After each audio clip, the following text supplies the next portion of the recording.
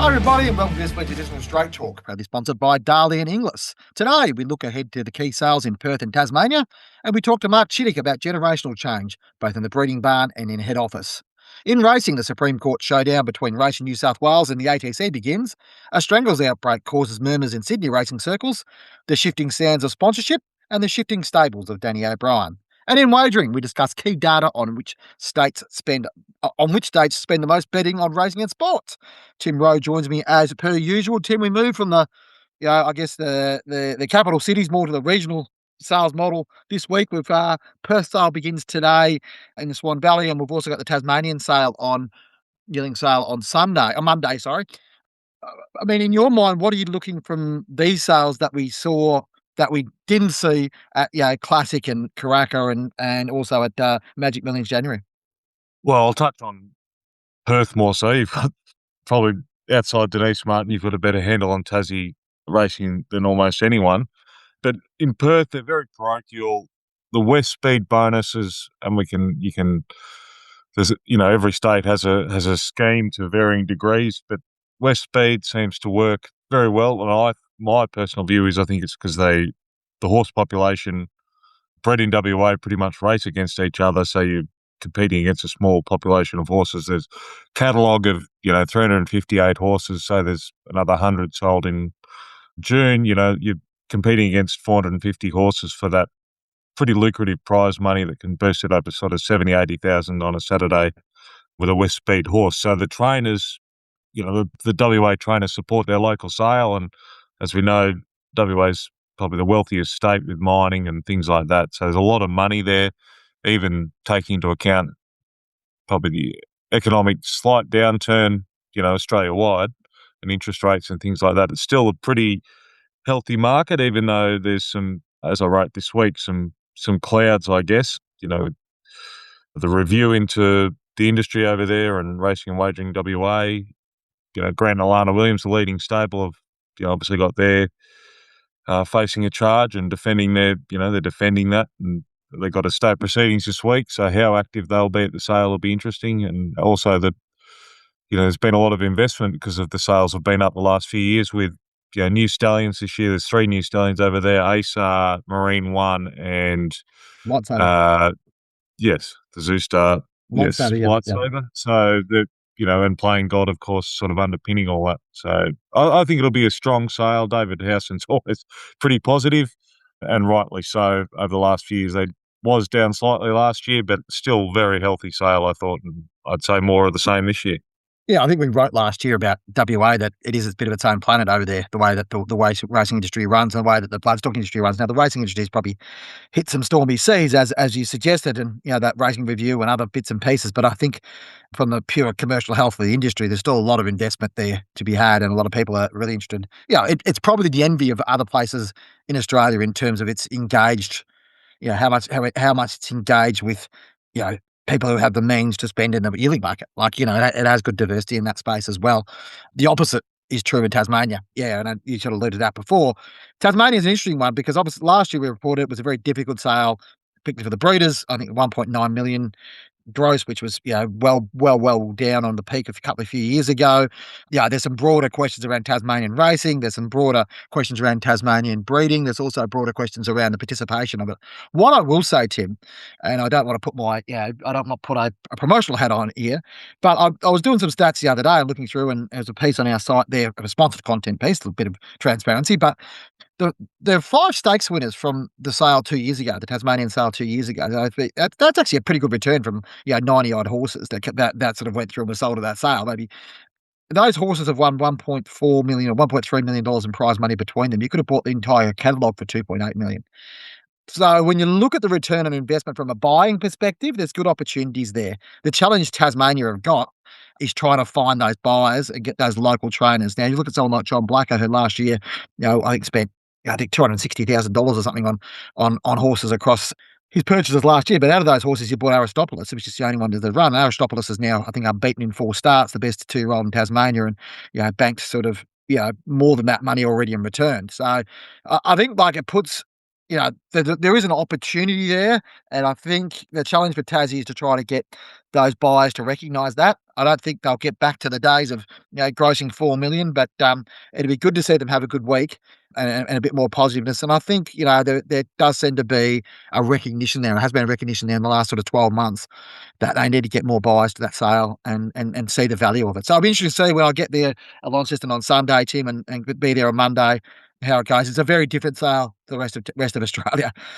Carrick Quirkers Park 2 weeks ago, was rocking to 20,000 people at Party in the Paddock, and it's a very different vibe on a Monday morning at up there. But hopefully there's a bit of a vibe around the place anyway. So move now to things in New Zealand, Tim, and we're obviously across there a couple of weeks ago, and look, the vibe over there is relatively positive at the moment. There's some good strength there, but the stallion game's a tricky game, isn't it? And even for the Chitticks and Waikato Stud, who are better than, if not everybody, probably only just behind Cambridge Stud and what Sir Patrick Hagan was able to do there over a long time in terms of what they've been able to produce. But it was interesting, your conversation with Mark Chittick, sort of reflecting on the need for generational change in the stallion ranks, Tim.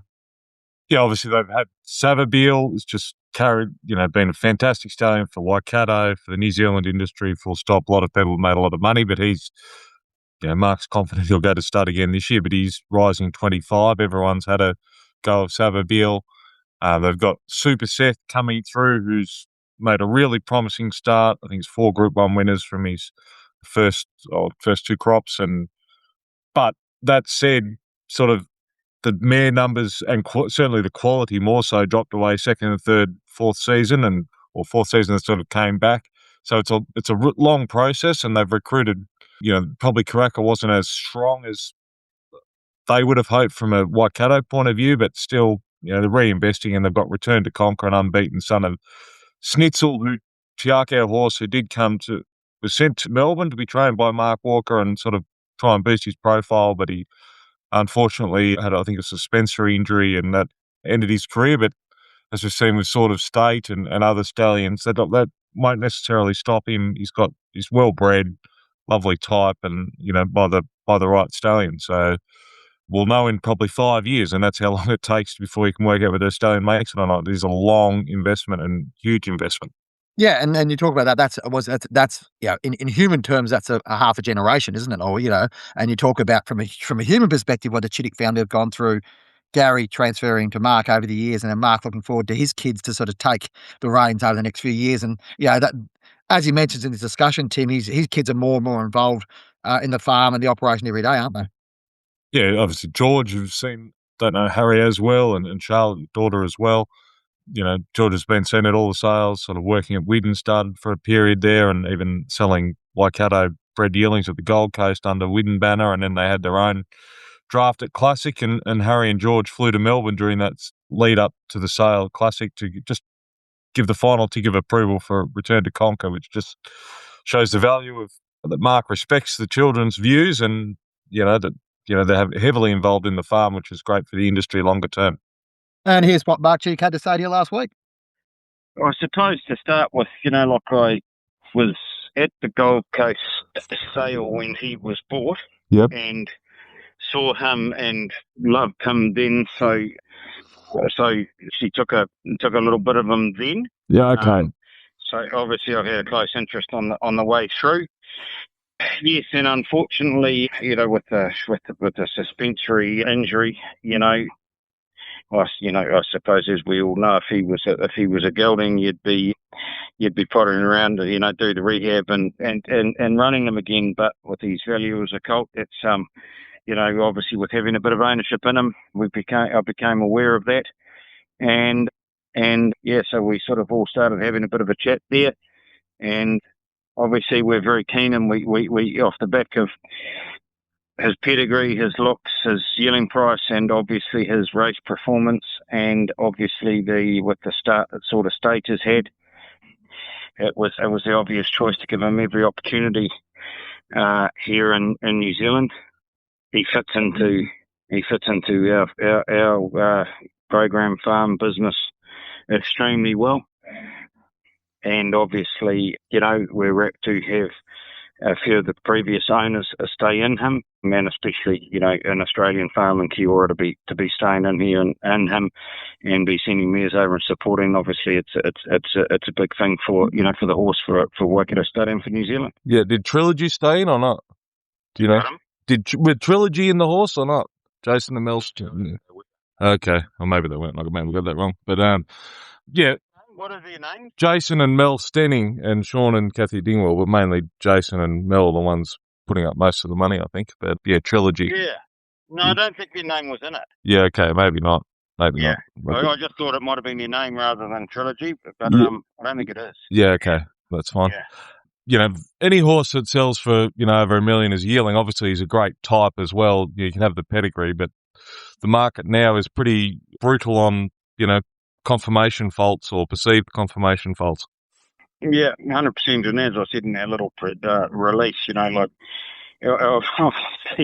David Ellis has had plenty of practice on and buying yearlings and buying top class racehorses, and this bloke fits into that. And everything right from that day, John O'Shea certainly was not that supportive of David Ellis being at that sale because he really wanted to buy that colt. Yep. And certainly made some comments afterwards, tongue in cheek. Why? So that's that. And Bruce Perry, he has since said to me that he was the pick of the yearlings that year, and they certainly didn't go to that level, but got their hand up a couple of times. And then, moving on to that, Jamie and Chanel Beatson, who broke him in, we work very closely with them and do a lot of business together. And Dove since said, he's one of the nicest colts that we've ever broken in. So, all of those sorts of comments obviously gave us a massive amount of confidence. And then when George and Harry went from Sydney to see him in the stable last week, and the positive comments that came from Ben Gleeson and working with him and what they experienced in the hour or so that they were there, there's just no negatives, all positive. Yeah, and Caracasale was probably the perfect example of stallions sell yearlings in the fashion, and sort of state was the one the market gravitated to, and I hope for Cambridge's sake he goes on with it. But it can be fickle. Talking to George after, I think at White Robe Lodge there after the day book 2 sale, I think it was, and I'm not saying you're crying poor, far from it, but it was it was a tougher Caracasale for Waikato than perhaps he might have budgeted for. Yeah, certainly that, and I think. As you said, it's such a fashion business, but as well as that, you're breeding for 2 years' time, and I suppose when you take the likes of the Super Seth, at that stage he had 2-year-olds. You've got the legend and Savabeel in the box next door. He's left 150 plus stakes winners even at that stage, and at that, and when we're breeding them, Super Seth hasn't had a runner, So your mares can only go to one place, and when you've got a legend in the box next door, you obviously have to use them, your best mares. So in between that time, Super Seth's had a start like no other stallion has. In fact, somebody told me yesterday his stats at the same stage are exactly the same as Readout's Choice, and only second to Danehill in kicking off a stud career in Australasia. Well, far out, that's a factor, and it's a pretty big call. But I suppose what I'm getting at is, when you're standing a stallion like Savabeel, you have to use them with your best mares, and at the end of the day, now and from that year on, it's probably switched the other way to where Super Seth's getting their best mares. Yeah, and then you've got Ard Rosson on the roster, but that Snitzel line, we've sort of stayed, and he's across Australasia seems to be the one that's producing the sire sons, and certainly some will make it. this trapeze artist is doing a good job, and quite Newgate's got a few coming through, of course, with Russian Revolution and Wild Rulers, and probably if it's in the Congo, that line will continue to work in New Zealand as well. Yeah, well, hey, listen, champion stallion that's left a hell of a lot of top level athletes, and that's what Return to Conquer was, and that's what we're all trying to replicate, isn't it? Yeah. On Savabeel, how's he faring looking at the moment? Will he settle up for another season, do you think, in 2026? Yeah, it's going. When I say it's going to be interesting, he looks incredible. He looks incredible. He's still doing his every second day exercise on the treadmill, which has certainly kept him fit and in good order. He served extremely well this year, but there's no doubt about it.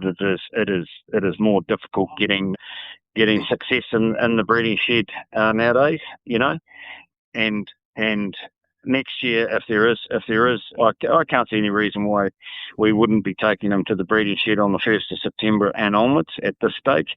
But certainly, the plans will be different. It will more than likely be just shareholders, mares, and it'd be nice to serve sort of 50 or 60 will be enough. Yeah. And on Noveras, I said to George that night that, next January quite possibly might have had, they've excelled as late season 2-year-olds and perhaps come out with a couple of really good ones in spring 3-year-olds, and everyone's on them, Karaka 2027. Yeah, that's right. The word's very good on them. He won his first 2-year-old race in March. Savabeel left his first 2-year-old winner in March. So that's how they're going to be bred. That's when they're going to perform from then and onwards. I think we've only hit the one to the races, which again, she was a bit overfaced the other day, but she runs in the stakes race again tomorrow. So to be honest, he to me is just tracking. His start is tracking very similar to Savabeel's. The following segment is brought to you by Darley. Darley's sires performed extremely well at the recent English Classic sale. Progeny of Too Darn Hot averaged over $200,000, while Gayeth topped the sale with his star colt, which fetched $625,000. The second top lot, at $540,000, was by Harry Angel, who, along with Pinatubo, featured among the top stallions on gross. While first season sensation Animo was also very well received. It continues a very strong start to the yearling sales season for Darley Stallions. By Darley in 2026. Moving to racing now, and special guest joining us here on Straight Talk today is our own Warwick Barr. Good to have you on board, Warwick. We'll have a chat about a couple of your stories in a minute, but thanks for taking the time to have a chat. No problem, Bren.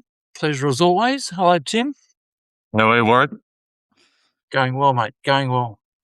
Excellent. All right. So first, probably the biggest story in racing this week is this ATC Racing New South Wales court case, which begins today in about 16 minutes, as I calculate it, in front of Justice Goods at the New South Wales Supreme Court.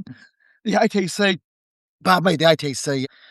taking Racing New South Wales to court to prevent them being put into administration. It's a significant case for a number of reasons, guys, and I guess it's probably key for the relationship between defining the relationship between the PRA, which is Racing New South Wales, and the club, which is the ATC. There's all sorts of politics that have flowed out of this, and arguably this sort of case has been on the radar ever since the Rose Hill decision was announcement was made in December 2023. 2024, 2023.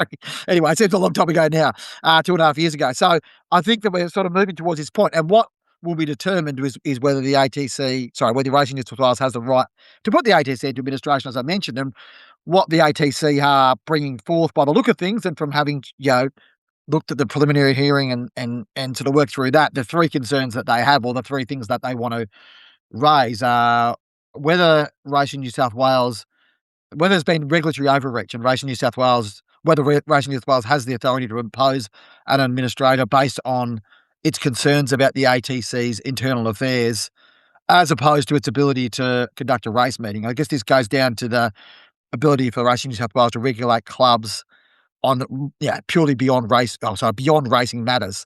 Is it only what happens on the track, or is it what happens in the boardroom and the hospitality segment, all those sort of aspects? That's the one aspect. The other aspect, applies specifically to the ATC around the Corporations Act and the Clubs Mergers Act, and whether under those acts compared to the Thoroughbred Racing Act, whether Racing New South Wales has the right to put specifically the ATC into administration. And the third aspect is around whether Racing New South Wales has acted reasonably in the way that it's done what it's done. Anyway, it's legalese, I understand, but it's an important case because it really does define the nature of how this case is moving forward. I won't get too much further into that depth at the moment, and we'll find out a lot more over the next couple of days, so stay tuned to The Straight for that. But I did want to just take that time, have a look at the article on The Straight that I wrote earlier this week about what's at stake in this case, and we work through that. Warwick, we now move on to a story that you've broken this morning, and we've popped up on The Straight this morning about an emergence of cases of strangles in an area you know very well, not far from where you're based, but in southwest Sydney. But I think the key aspect about this is it's also a key area for the thoroughbred industry, given the amount of spelling properties and other sort of pre-training properties and stuff there are around that region. Yeah, Brendan, so I suppose over the past couple of decades now, I live in Camden, southwest of Camden, like just a bit further southwest of Camden, encompasses the Wallumbilla Shire, and it has become like prime real estate for the racing industry over the past 20 years or so, and so much so that you've got places like the Hermitage, right? Used to be an old dairy and that, but lovely old homestead and so forth on about 250 acres. Well, as we know, that was purchased in 2010, I think it was, and now it's just strictly a thoroughbred property. You've got Wild Oaks is nearby. That's sort of basically to the south. Heading back to the north, you've got quite a lot of prominent adjustment and pre-training places as well. Shane Rose is in the district. He operates a breaking-in business, obviously, the Olympian. And, yeah, so I suppose an outbreak of strangles would put the industry on fairly high alert, given the location. Yeah. So I guess, none of these, there's no evidence of strangles in those places we mentioned. What we have, what is apparent is that region could be subject to restrictions of movement and all that sort of stuff moving forward. If things do get worse. Now, there's no evidence that it's anyone in the active thoroughbred population. But you both spoke to Racing New South Wales steward Tom Moxon about this, Warwick, and it is something they are keeping a keen eye on, isn't it? Oh, exactly. As Tom said to me, he said, well, they deal with this disease all year round on it. But I suppose his interest was piqued to some extent by an alert that was sent out from the Wallumbilla Shire Council over this. And so it's since been established that there is one property in question which is apparently a bit of a hotspot, and that is a little place called Warumbi. And once again, there is quite a significant amount of thoroughbred enterprises around that area. But he was keen to stress that there was no active or spelling thoroughbreds tested positive for strangles, and basically it was the horses in question were retired thoroughbreds. So, look, as he said, yes, we're vigilant, but no need for any real great concern, despite the fact that, as Tom said, he said it's like a bit of a transit highway between Sydney's major stables and back part of Sydney on the outskirts. He said there'll be, possibly up to hundreds of horses daily going backwards and forwards from those spelling places and pre-training places to Sydney stables at, Warwick Farm, Rose Hill and Randwick. Yeah. Yeah, we saw the implications of what strangles can do last year during the Spring Carnival in Melbourne, where the reigning Melbourne Cup champion, as it was, Knight's Choice, was pretty much ruled out of the spring. Had his spring program sort of pretty much ruined by a strangles case on the properties around Macedon. So that it can have a significant impact if it should spread or whatever else. And as I said, they're obviously keeping an eye on it. The other story, Warwick, I wanted to sort of pick your brain about was this story we wrote about sponsorship changes, or the landscapes of sponsorship changing within racing. It's an interesting one to look at. I guess we've probably all noticed that the major brands, retail brands, etc., are probably stepping away a little bit from racing. Obviously, there's greater proliferation from direct sponsorship of races by bookmakers. Talk to us about the trends that you sort of picked up, sort of looking back through, and what do we learn from the fact that people like Penfold, for example, are much more willing to invest in a sport like Formula One than a sport like racing? Well, I suppose that with Penfolds, I suppose they're parlaying the influence of what's been termed as the Netflix generation. Obviously, with the Formula One was on Netflix. Well, was it Drive to Survive? Yep. Yeah, I mean, I highly watched documentary series. So, I mean, they're looking to target a younger demographic, a younger engaged audience. And so, I mean, domestically, Formula One probably makes sense to them, as a luxury brand. So, quite evident over the past 10 years, Bren, they're like going back, say, 2015, 2016, there was some evidence of bookmakers, corporate bookmakers sponsoring races, but now they are the most prolific sponsors of Group 1 races in Australia. Yeah, it's funny how it's sort of, So, like I say, it's funny how it has evolved, isn't it? And obviously we know why that's happening because they're more. But are they filled a gap, Warwick? That's probably the question. well, not in the luxury. I don't think in the luxury Yeah. space, Bren. I mean, with corporates coming on board as sponsorships, a lot of that's probably related, you'd have to say, to bookmakers getting naming rights to race courses and so forth. So there's been a flow on from that. But I don't know, Brent. I mean, I suppose it presents racing as becoming a bit insular within the sponsorship. I mean, bookmakers sponsoring races, thoroughbred studs and so forth sponsoring races.